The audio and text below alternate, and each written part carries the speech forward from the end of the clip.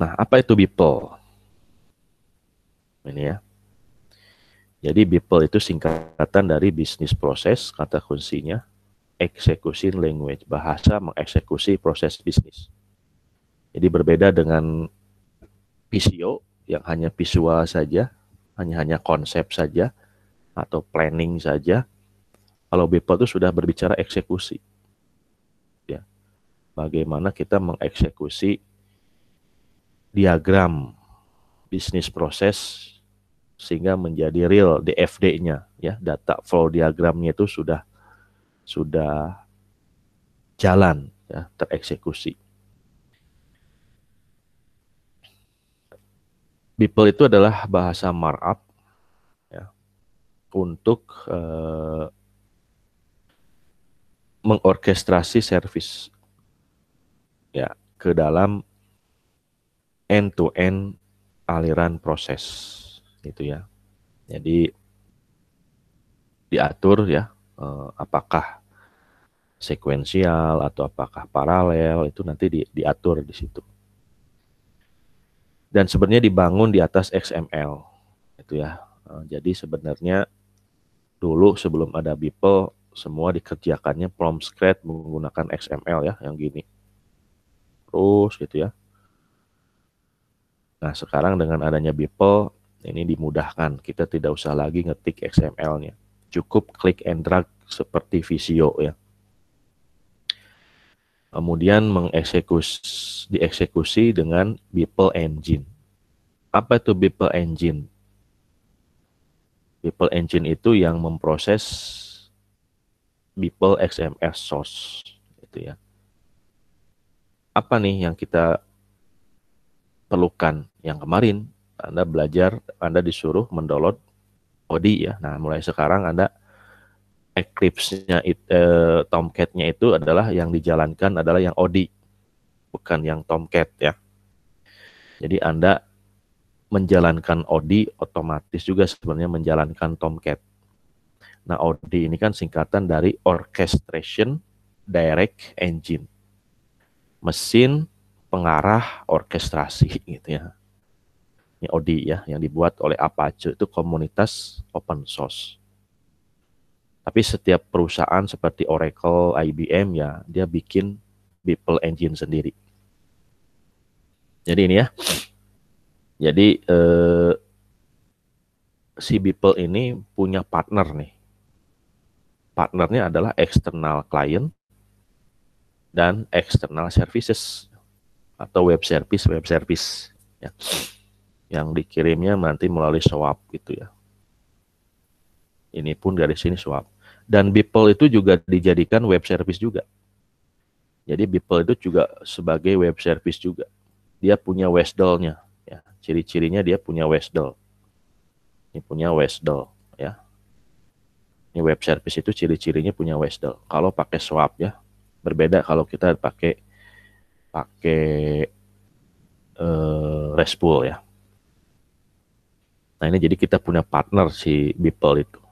Bisa kliennya bisa web, bisa desktop, bisa mobile, atau bisa yang lain juga, ya, atau device-device lain, ya. Nah, Anda sudah download ODI.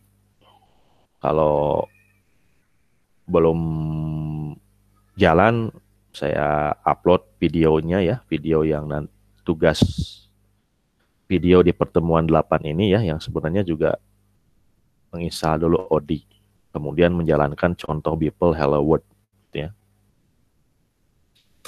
Oke, ini fitur proses BPL nih, beberapa fitur-fitur BPL itu dia menyediakan ini, mendefinisikan logik dari bisnis proses melalui komposisi atau penyusunan service-service. Jadi service-service itu nanti disusun satu persatu, kemudian dihubungkan dengan people, ya. Kemudian menangani sinkronus dan asinkronus operation invocation. Invocation itu pemanggilan operasi yang sinkron dan asinkronus. Memanggil operasi service secara sekuensial atau bisa paralel, ya. Kalau Anda belajar proses bisnis kan Tidak selalu para sekuensial ya. Nah, ini hati-hati juga. Bisa juga proses bisnis itu dijalankan paralel ya. Kalau sekuensial itu kan seperti ini sekuensial gitu ya. Satu persatu gitu ya. Dari satu titik ke titik lain. Tapi kan kadang ada paralel juga. Nah, misalnya ini paralel dengan ini. Nah, ini baru dipastikan proses itu dilaksanakan serial atau paralel gitu ya.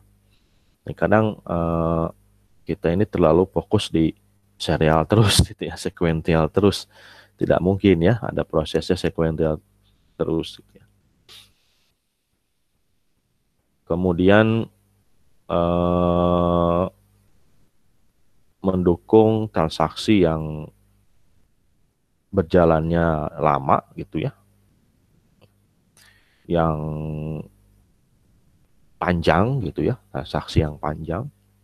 Kemudian ada penanganan event dan penanganan error atau fault. Kemudian menerima masa pesan yang datang ya sebagai original request ya, dan menginstansiasi the process.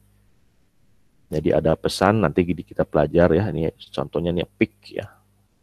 Jadi ada pesan kemudian menjalankan proses tertentu. Gitu ya. Nah ini salah satu contoh, salah satu fitur ya yang disediakan oleh Beeple. Nah sebelum ke sana ya kita review lagi ya, sebenarnya Anda sudah paham nih, apa itu synchronized service. Synchronized service itu ada proses input, kemudian mengembalikan respon secara segera gitu ya, immediate response. Jadi kalau ada request, kemudian dia harus segera mengembalikan respon ya kepada yang memanggilnya. Nah di sini ada invoke. Nah, ini salah satu komponen Beeple ya, yang tugasnya nanti mengambil atau mengakses ke web service tertentu ya. Ini web service tertentu punya Westdal ya. Nah ini nanti oleh Beeple itu oleh komponen invoke.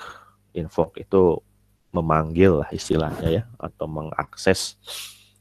Kalau sinkronus itu segera menerima pesan. Jadi kita harus menunggu di sini, menunggu pesan respon. Paling tidak kalau ada error ya pesan error yang dia terima ya. Jadi klien block until operation complete. Jadi dia menunggu adanya respon baru menjalankan proses di bawahnya gitu ya. Juga aware terhadap failure. Kalau misalnya ada error atau web service-nya lagi down atau mungkin ada jaringannya lagi bermasalah. Nah ini juga menerima pesan failure ya. Nah ini Beeple proses menunggu respon baru menjalankan proses selanjutnya ini ya. Berbeda dengan asinkronus. Kalau asinkronus ini decouple ya, tidak terlalu terikat berpasangan seperti sinkronus tadi gitu ya. Dia suatu saat bisa tidak usah menunggu request secara segera gitu ya. Jadi ada request dan dia pesannya bisa datang kemudian gitu ya. Di sini ada receive ya. Jadi ada receive, ada invoke, ada receive, dan ini bisa dikirimkan beberapa waktu yang akan datang misalnya ya. Jadi itu namanya asinkronus ya. Ya menerimanya melalui callback gitu ya. Jadi biasanya ini untuk mengeksekusi periode waktu yang lama gitu ya, yang tidak perlu ditunggu seketika gitu ya. Itu namanya asinkronus ya. Contohnya asinkronus itu ya pesan SMS ya, WA itu sebenarnya asinkronus gitu ya.